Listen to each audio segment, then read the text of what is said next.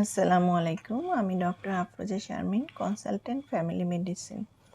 আজকে আমি একটি বার্নিং ইস্যু নিয়ে কথা বলবো, সেটা হচ্ছে ফ্যাটি লিভার। দেখা যায় এখন অনেকেই এই ফ্যাটি লিভার রোগে আক্রান্ত। আসলে এটা বুঝতে হবে ফ্যাটি লিভারটা জিনিসটা কি। এটা হচ্ছে লিভারের ভিতরে যদি ফ্যাট ডিপোজিশন হয়, তখন আমরা দেখা যায় যে এটাকে ফ্যাটি লিভার বলে থাকি। এখনকার সময়ে দেখা যায় বাচ্চাদের মধ্যেও কিন্তু ফ্যাটি লিভার আমরা শনাক্ত করে থাকি। এই ফ্যাটি লিভারটা আসলে কয় ধরনের হতে পারে? এটা ২ ধরনের হয়। একটা হচ্ছে অ্যালকোহলিক ফ্যাটি লিভার, আর একটা হচ্ছে non alcoholic fatty liver. Alcoholic fatty liver যারা অতিরিক্ত মদ্যপান করে থাকে তাদের লিভারের ভিতরে ফ্যাট ডিপোজিশন হয়। এখন নন অ্যালকোহলিক ফ্যাটি লিভার কাদের হতে পারে? নন অ্যালকোহলিক ফ্যাটি লিভার সাধারণত অবেস পেশেন্ট বা অবেস পারসন তাদের ক্ষেত্রে হয়ে যায়, যারা খুব বেশি মোটা, যাদের বিএমআই ৩০-এর উপরে, তাদের ক্ষেত্রে দেখা যায় ফ্যাটি লিভার হওয়ার সম্ভাবনা খুব বেড়ে যায়। এছাড়াও যেমন যাদের ফ্যামিলি হাইপার কোলেস্টেরলেমিয়া থাকে বা হাইপার লিপিডেমিয়া থাকে, যাদের ফ্যামিলিতে এ ধরনের হিস্ট্রি থাকে, তাদের ক্ষেত্রেও দেখা যায়। আরও আছে যাদের দেখা যায় যে সেডেন্টারি লাইফস্টাইল লিড করে, যেমন হচ্ছে তারা খুব বেশি একটা এক্সারসাইজ করে না এবং খুব জাঙ্ক ফুড তারা খেয়ে থাকে, সেই ক্ষেত্রে কিন্তু তাদেরকে ফ্যাটি লিভার বলা যায় হয়ে থাকে। আসলে বলা যায় যে ফ্যাটি লিভার সাধারণত ল্যাক অফ এক্সারসাইজ এবং যদি ইমপ্রপার ডায়েট মেনটেন করা হয় সেক্ষেত্রে হয়।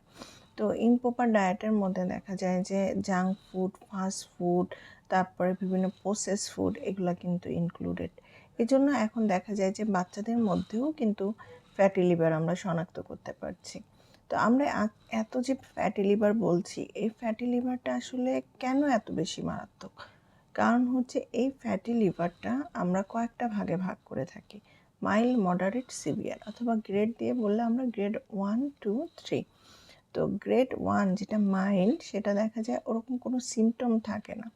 তো ওইটা দেখা যায় ইনসিডেন্টাল ফাইন্ডিং, যেমন আমরা কোনো আলট্রাসোনোগ্রাম করতে গেলাম, তখন আমাদের ফ্যাটি লিভার শনাক্ত হলো। গ্রেড 2তে দেখা যায় যে পেশেন্ট মাঝে মাঝে একটা অ্যাবডোমিনাল ডিসকমফোর্ট, অ্যাবডোমিনাল ফুলনেস, তার একটু ফ্যাটিক, দুর্বল লাগতে পারে, ক্ষুধা মন্দা থাকতে পারে, এসব সমস্যা নিয়ে আসে।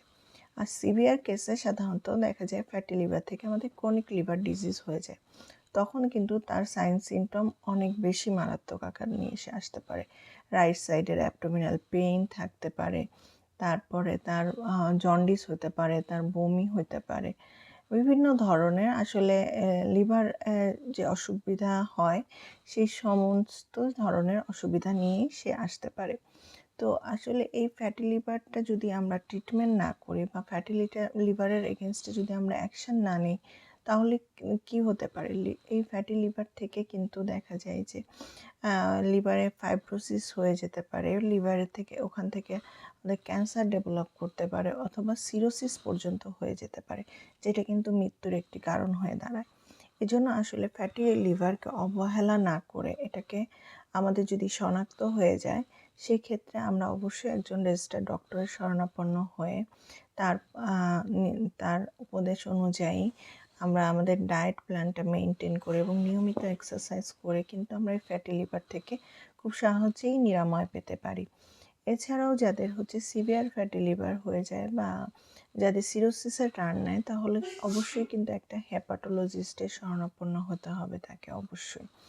তো আমরা এই ফ্যাটি লিভার প্রতিরোধের জন্য কি করতে পারি? ফ্যাটি লিভার প্রতিরোধের জন্য আমাদের অবশ্যই ব্যালেন্স ডায়েট গ্রহণ করতে হবে। আমাদের ডায়েটের মধ্যে কোনো ধরনের ফ্যাটি ফুড থাকবে না, জাঙ্ক ফুড থাকবে না, ফাস্ট ফুড থাকবে না, প্রসেস ফুড থাকবে না। প্রচুর পরিমাণে পানি পান করতে হবে, নিয়মিত এক্সারসাইজ করতে হবে, সেটা ওয়াকিং, রানিং অথবা অন্য কোনো ধরনের মাইল্ড টু মডারেট এক্সারসাইজ কিন্তু তাকে করতে হবে। তো সাধারণত আমরা এই লাইফস্টাইল মডিফিকেশন করলে কিন্তু অনেকাংশেই আমরা এই ফ্যাটি লিভারটাকে প্রতিরোধ করতে পারি। ধন্যবাদ।